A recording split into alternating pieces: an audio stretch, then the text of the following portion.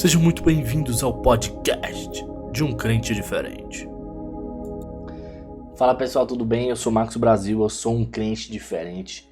E nesse episódio piloto aqui, para começar o nosso podcast, que eu acredito que Deus vai abençoar muito as nossas vidas por meio desse podcast, eu trago para vocês uma palavra do coração de Deus, mas antes eu queria te explicar quem sou eu. Quem é o Marcos? O Marcos Brasil, filho de Marta e de Maurício Brasil, é um rapaz muito jovem, inovador. Então, eu me converti aos 16 anos e graças a Deus eu conheci a palavra. Hoje eu estou aos 25 anos e não me arrependo de nada de eu ter conhecido a palavra de Deus. Pelo contrário, a minha vida mudou totalmente aos 16 anos, quando eu tive um encontro com Deus. E que por mais que a gente passe os anos, a gente tente mudar ali nossa vida, a gente acabe se afastando um pouco dos caminhos de Deus. Deus, ele sempre traz uma palavra para os nossos corações. Ele sempre lembra daquilo que a gente já viveu com Cristo. E eu acredito que... Eu acho que Deus, ele nos lembra, ele nos pega pela saudade de tudo aquilo que a gente já viveu com Cristo. Então, por mais que você tenha conhecido ou estado dentro da igreja, conhecido a palavra, se você de fato teve um encontro com Deus, então você vai ter sempre no seu coração a palavra de Deus, e o Espírito Santo vai sempre te lembrar, né,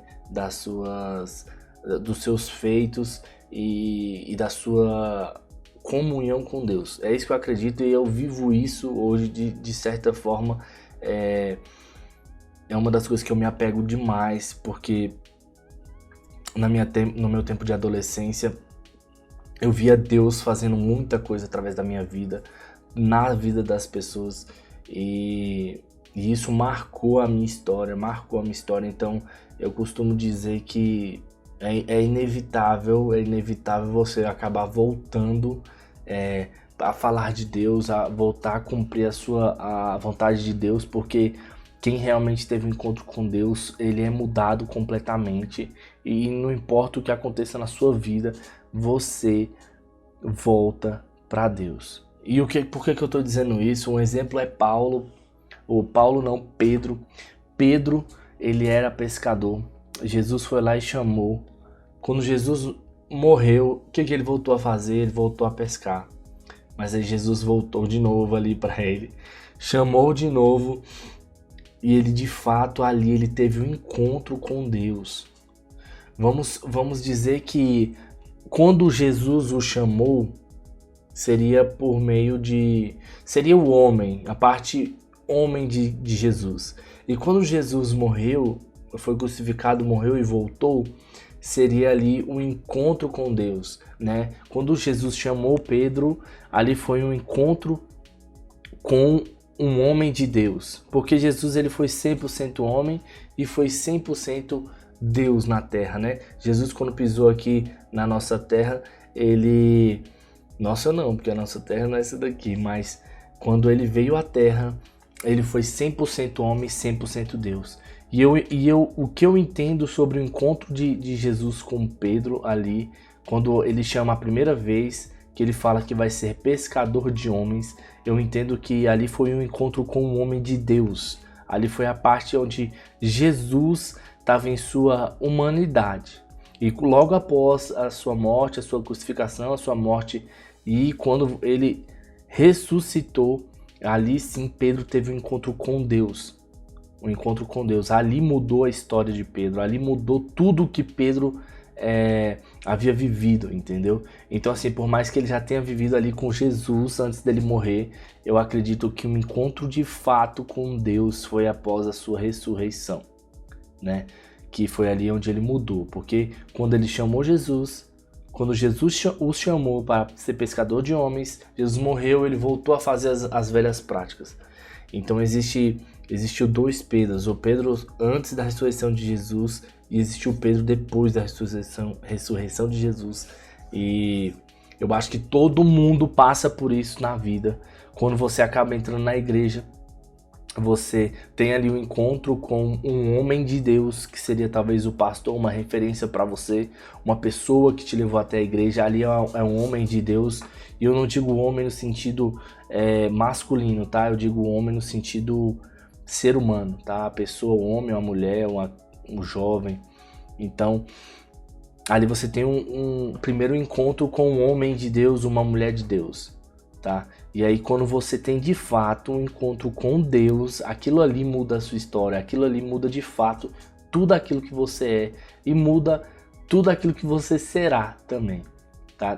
É inevitável, não tem como você me falar assim, Marcos, eu tive um encontro com Deus e não me mudou, isso não me mudou.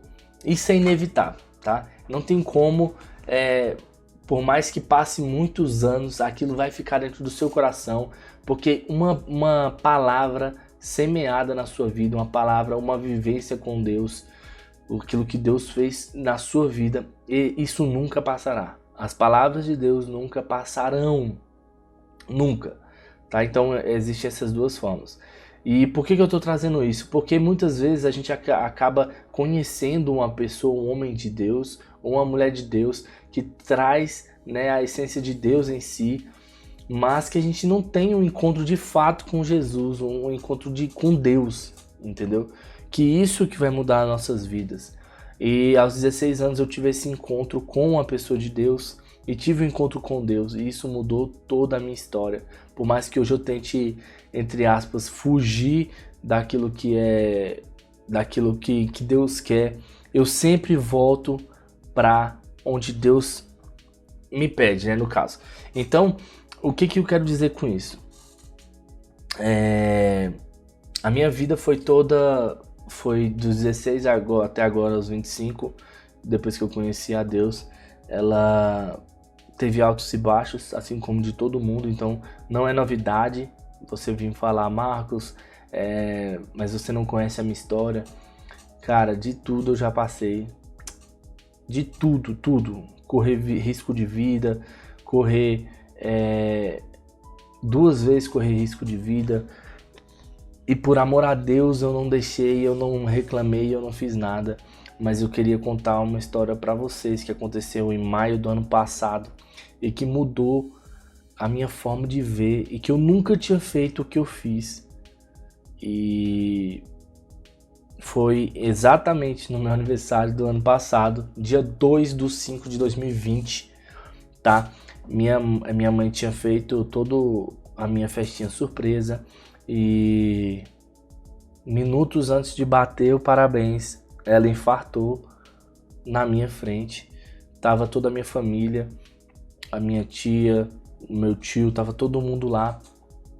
E ela infartou de frente ali pra minha festinha. E aquilo marcou muito a minha história, porque quem já infartou sabe, mas quem infarta é uma dor muito forte, e ela já tinha sentido aquela dor, ela sabia que não era certo aquilo que ela estava sentindo e que tinha alguma coisa errada com ela. E no dia do meu aniversário a minha mãe infartou, e por causa de minutos Jesus a salvou, né? E aquilo mudou a minha história, porque assim que ela saiu eu murmurei. A primeira vez na minha vida, eu acho que eu nunca fiz isso na minha vida, eu nunca fiz isso. Eu murmurei porque minha mãe tinha passado mal. E eu não precisei de ninguém falar nada. Na verdade, a minha esposa falou assim. Eu falei, a minha mãe passou mal, infartou e foi levada na ambulância. E por que eu fiz isso? A minha mãe voltou a morar na mesma quadra em que minha avó morava, e ela faleceu lá. E minha avó, ela havia falecido nos meus braços. Nos meus braços, ela morreu nos meus braços. E aí, na mesma quadra, a minha mãe tinha infartado. E eu vi, né, na vida dela, a vida dela indo embora. Porque quando infarta é uma dor muito forte. Então, eu vi a minha mãe sentindo dor e aquilo me machucou muito, né? Então, quando Ela entrou na ambulância e ela saiu. Eu tava sozinho, tava eu e minha esposa, e eu falei bem assim: obrigado, Deus, por esse presente de aniversário. Cara, eu nunca fiz isso na minha vida, eu nunca fiz isso. E a minha esposa só falou assim, ó, não faça isso. Só falou isso, não faça isso. Na hora eu falei, que não sei o que.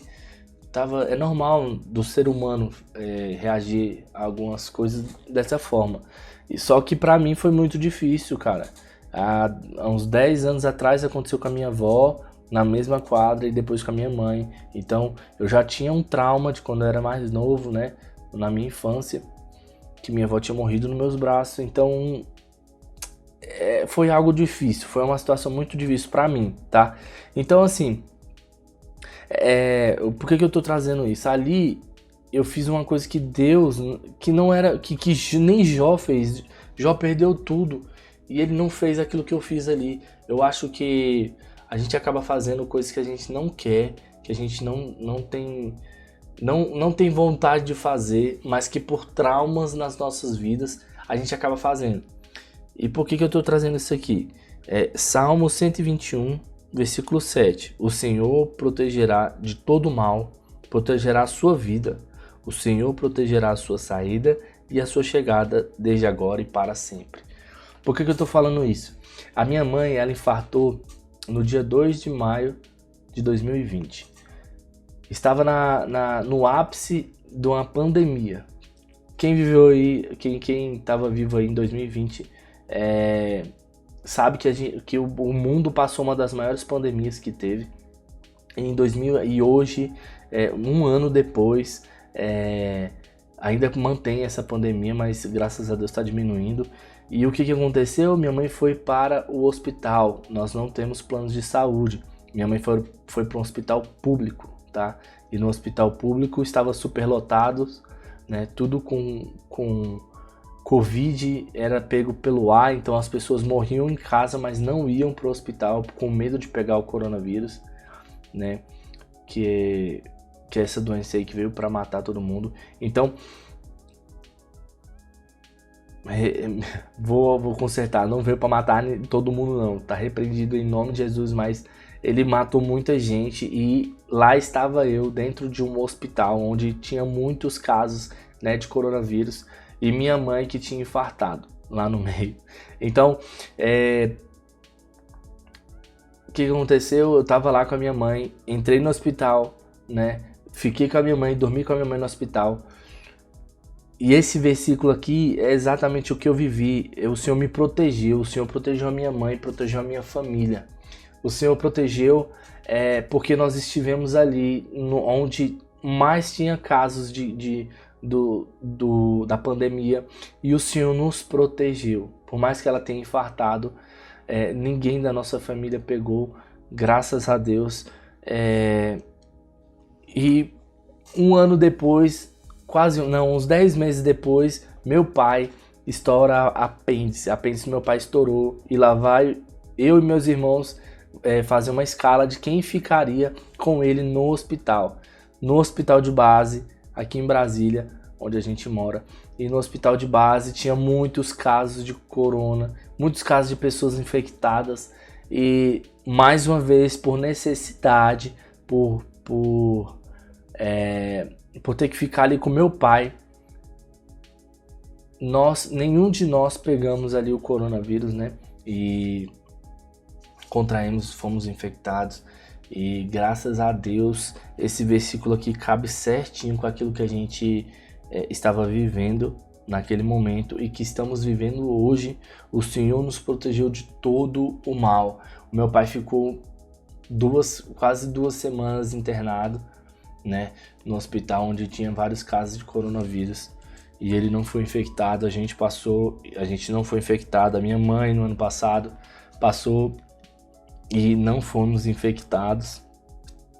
E eu vejo a mão de Deus assim como um livramento pra gente, e nos fazendo entender de que Ele está no controle de tudo, e que por mais que muitas pessoas aleatoriamente possam ter morrido por conta dessa pandemia, eu acredito de fato de que Deus está no controle, Ele não perdeu o controle. está tudo sob o controle dele. Eu acredito que muitas pessoas boas, ele tomou para si.